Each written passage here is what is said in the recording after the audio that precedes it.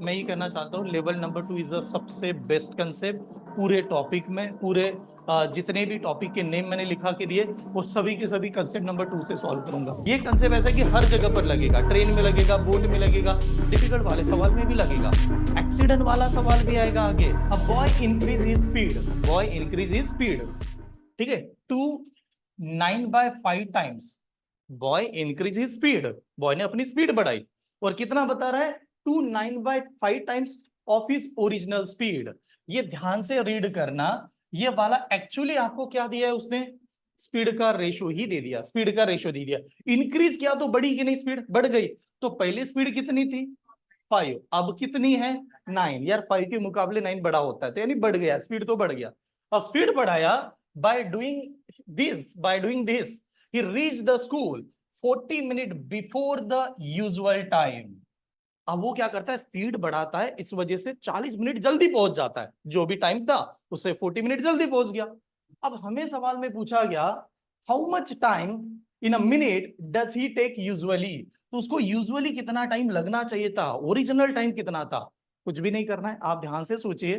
पूरे क्वेश्चन में, पूरे प्रॉब्लम में what is the constant, distance constant है, सिंपल डिस्टेंस कांस्टेंट है। तो अगर डिस्टेंस कांस्टेंट है तो हम लोग यहां पर लिखेंगे स्पीड, यहां पर लिखेंगे टाइम, बिकॉज स्पीड का ratio is inversely proportional to time का रेशो। बताओ स्पीड का रेशो क्या दिया है 9/5। 9/5 का मतलब ओरिजिनल 5 था, अभी के लिए 9 स्पीड है, तो टाइम का रेशो इसके रेसिप्रोकल होता है। टाइम का रेशो क्या होगा 5/9।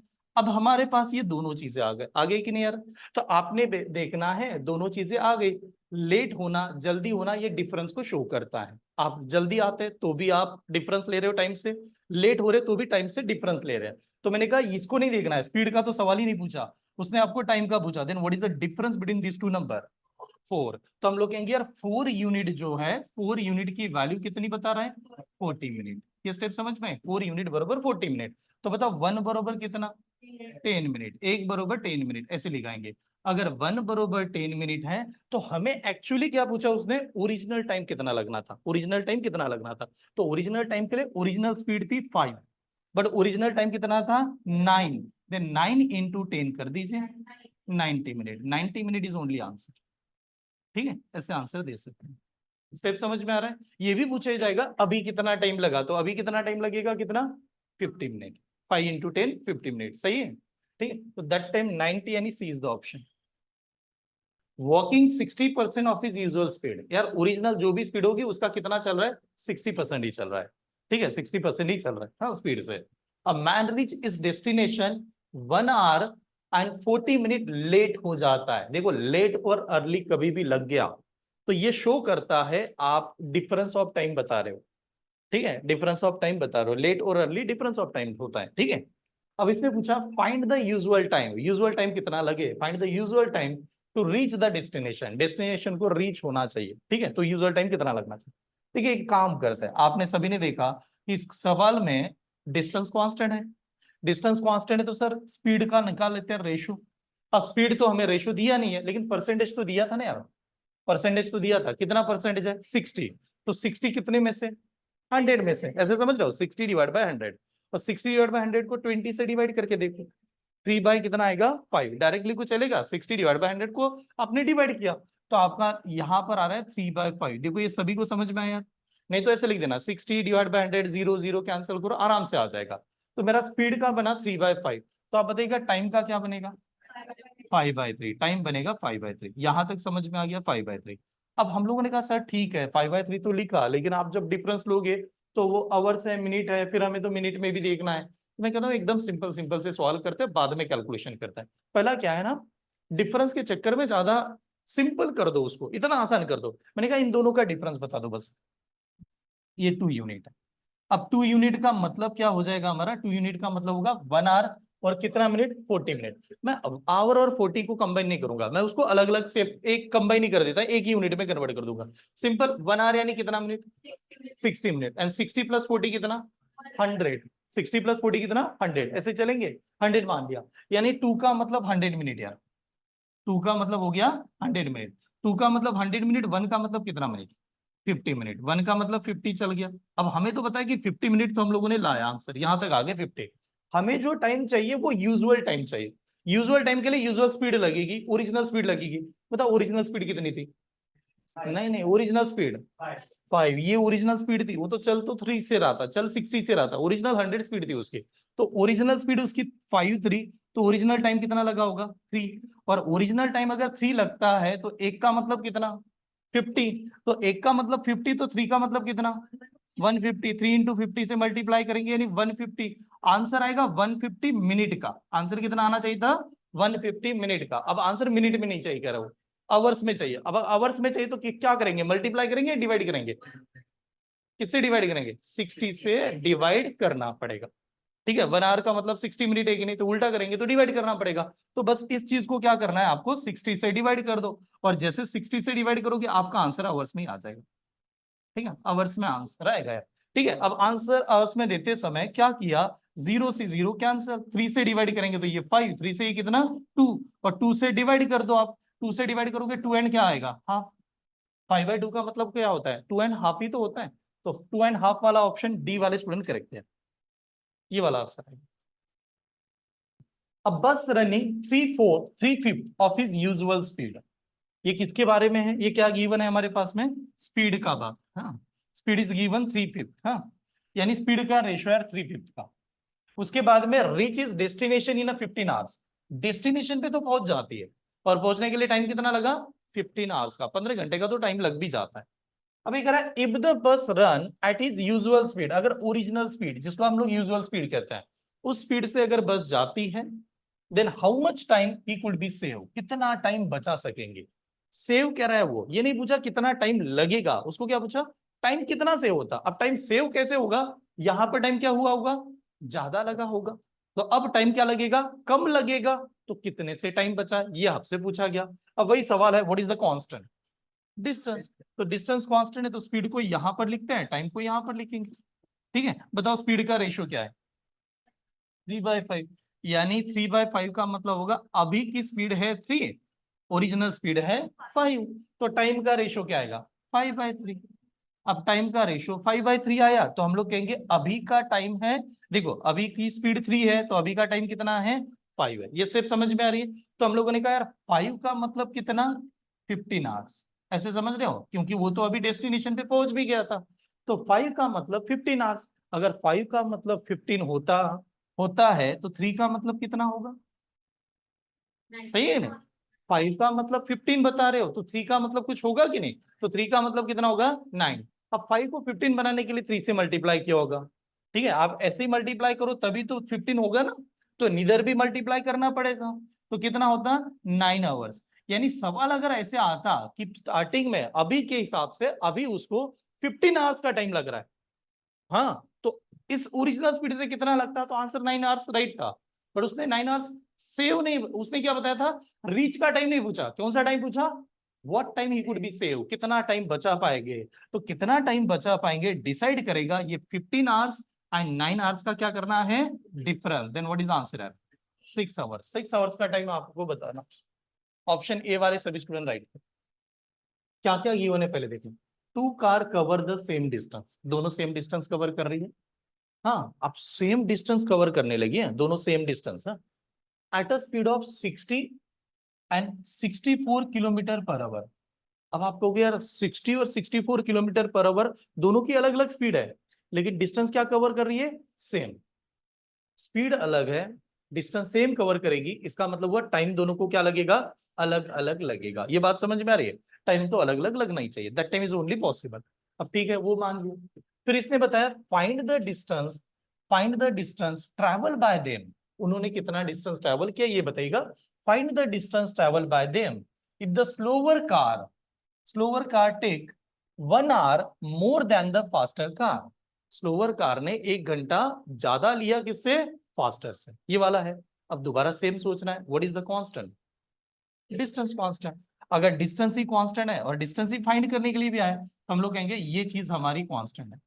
अगर ये चीज अगर हमारी कांस्टेंट है तो हम लोग कह सकते हैं स्पीड का ratio is inversely proportional to time का रेशियो। आप मुझे एक बात बताइएगा, स्पीड क्या क्या है? हाँ, रेशियो नहीं दिया है, रेशियो हमें बनाना पड़ेगा।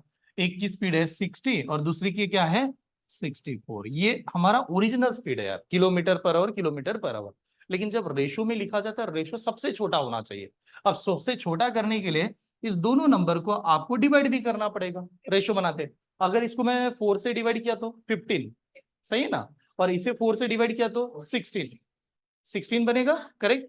तो मैं कह सकता हूं कि स्पीड का रेशो मेरा आएगा 15 का कितना, 16। ये मेरा रेशो बन गया। ये स्टेप समझ में आ रही है?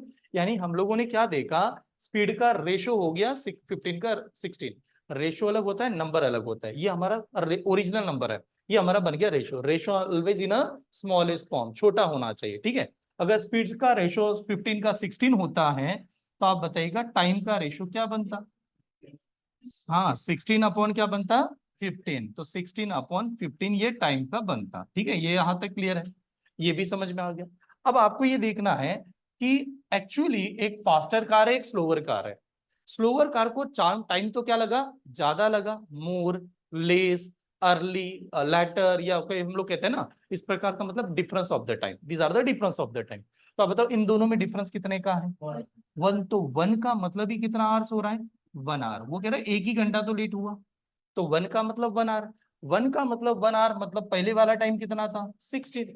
इसको टाइम कितना लग रहा है, 15। तो टाइम पता है, स्पीड पता है, सब कुछ पता चल गया। तो आपको वैसे भी डिस्टेंस फाइंड करना है। डिस्टेंस का फॉर्मूला क्या होता है, स्पीड इंटू टाइम। तो मैं डायरेक्टली कह सकता हूँ स्पीड इंटू टाइम अगर मेरा डिस्टेंस का फॉर्मूला है तो 60 इंटू क्या करेंगे, 60। 60 इंटू 16 ये भी डिस्टेंस है। कुछ लोग ऐसे भी सवाल करेंगे सर 64 इंटू क्या करेंगे, 15, ये भी डिस्टेंस है। दोनों का आंसर क्या आएगा, सेम ही आएगा। समझ में आ रहा है कि नहीं, सेम आएगा। क्यों आएगा, ये आपका किलोमीटर पर आवर था, ये यहां से हम लोगों ने टाइम भी लेके आ जाए। तो स्पीड इंटू टाइम, या सॉरी यार, डिस्टेंस क्या फॉर्मूला क्या है ना, स्पीड इंटू टाइम। तो मेरे पास स्पीड है और टाइम भी है, तो मल्टीप्लाई कर दो। तो बस यहां पर मल्टीप्लाई करेंगे, जीरो तो मैं पहले लगा दूंगा। 6 इंटू 6 कितना, 36। 6 3 क्या रही, और ये बनेगा 96। किसी ने दूसरा नंबर ले लिया, कोई कहता है नहीं सर मैं दूसरा नंबर लेके चेक करता हूँ, तो भी आपका आंसर यार सेम ही आएगा। आप दूसरा नंबर लेके चेक करो। दूसरा नंबर क्या है, 64 को किससे मल्टीप्लाई करो, 15 से, तो भी आपका आंसर 960 ही आना चाहिए। आप कैसे भी आंसर निकालिएगा, ठीक है। तो 960 वाला दोनों जगह पर सेम ऑप्शन था, कोई भी एक ऑप्शन टिक करेंगे। इसको 980 कर देता हूँ अभी करो। अब man can reach a certain place, एक मैन है जो सर्टन प्लेस पे पहुंचता है। तो इन कितने टाइम में, 30 आवर्स में पहुंच जाता है। यानी यहां पर टाइम हो गया उसका reaching time is 30 hours. 30 hours में पहुंचा। अब इसने कहा if he reduce his speed bye 1/10। देखो एक अलग चीज होती है, बाय 1/10 का मतलब होता है अलग, और 2/110 का मतलब अलग होता है। अगर 2/110 का मतलब क्या होता कि पहले स्पीड 10 थी, अभी कितनी हो गई, 1 हो गई, ये 2/110। और बाय 1/10 का मतलब क्या, पहले स्पीड 10 थी, अब उसमें से कितना कम करेगा, 1 कम करेगा यार, ठीक है। ये बाय 1/10 अलग है, 2/110 अलग होता है। इसने बाय लगा दिया, बाय का मतलब हुआ पहले तो हमारी स्पीड 10 थी, लेकिन कम कितना कर रहा है, एक उसमें से कम करेगा। रिड्यूस का मतलब कम करना। तो अब 10 में से एक कम करेंगे तो कितना आएगा, 9। अभी की स्पीड 9 थी। यानी स्पीड तो बदल रही है, स्पीड तो बदल रही है, स्पीड बदला। अब स्पीड बदल गया, then he goes 9 kilometre less in that time. उसने ये भी कहा कि वो पर्सन अभी उसी टाइम में कितना कम चलता है, 9 किलोमीटर लेस चलता है। लेस चलने का मतलब डिस्टेंस क्या हो रहा है, बदल रहा है, सेम चल रहा है, बदल रहा है। डिस्टेंस लेस चल रहा है, डिस्टेंस भी बदल रहा है, स्पीड भी बदल रही है। What is the constant, time is only constant. एक ही कंसेप्ट था, टाइम कांस्टेंट। तो हम लोगों ने लगा दिया सर टाइम कांस्टेंट है, ठीक है, टाइम कांस्टेंट लगा दिया। अब अगर टाइम कांस्टेंट लगाओगे, देखो इसको तो दो मेथड से बना सकता हूँ, बट आराम से देखिए इसी कंसेप्ट को। टाइम कांस्टेंट है यार, टाइम कांस्टेंट मिल गया। अगर टाइम कांस्टेंट है तो स्पीड का ratio is directly proportional to distance का रेशो। ये वाला कंसेप्ट है, speed is directly proportional to distance. तो आप स्पीड का रेशो क्या आएगा, इसको कैसे तय करेंगे। देखिए स्पीड कम हुआ बाय 1/10 से, तो आप बताओ स्पीड कितनी होगी फिर अभी, 9 कितने में से, 10 में से। ये स्टेप सभी को समझ में आ रहा है, एक कम किया। अगर स्पीड 9 का 10 होता है, ध्यान से देखना कुछ भी लॉजिक नहीं, स्पीड 9 का 10 होता है तो speed is directly proportional to distance. तो डिस्टेंस भी क्या होगा फिर, 9 का 10 ही होगा। डिस्टेंस भी तो 9 का 10 ही होगा। अगर डिस्टेंस 9 का 10 हो रहा है तो इसका मतलब मैं कह सकता हूं डिस्टेंस तो कम हो गया। कितने से कम हुआ, 1 से कम हुआ। अगर 1 से कम हुआ तो 1 का मतलब कितना कह रहा है वो, 9। तो 1 का मतलब 9 किलोमीटर हुआ। अगर 1 का मतलब 9 किलोमीटर हुआ तो ओरिजिनल डिस्टेंस, हमें डिस्टेंस फाइंड करना है क्या? नहीं, आपको वैसे डिस्टेंस थोड़ी फाइंड करना है, हमें तो स्पीड फाइंड करना है, और वो भी कौन सी स्पीड चाहिए? ओरिजिनल होगी। तो मुझे क्या स्पीड फाइंड करने के लिए क्या लगता है? डिस्टेंस अपॉन टाइम लगता है। स्पीड फाइंड करने के लिए डिस्टेंस अपॉन टाइम लगता है। टाइम की वैल्यू तो ऑलरेडी गिवन है 30, तो ओरिजिनल डिस्टेंस पता होना चाहिए। तो 1 का मतलब 9, तो 10 का मतलब कितना? 90 किलोमीटर। ओरिजिनल डिस्टेंस कितना था? 90 किलोमीटर, क्योंकि ओरिजिनल स्पीड तो हमारी यही थी ना यहाँ पर, तो हम लोग कहेंगे 90 किलोमीटर का डिस्टेंस था, और 90 को डिवाइड किससे किया? 30 से। Then what is the answer?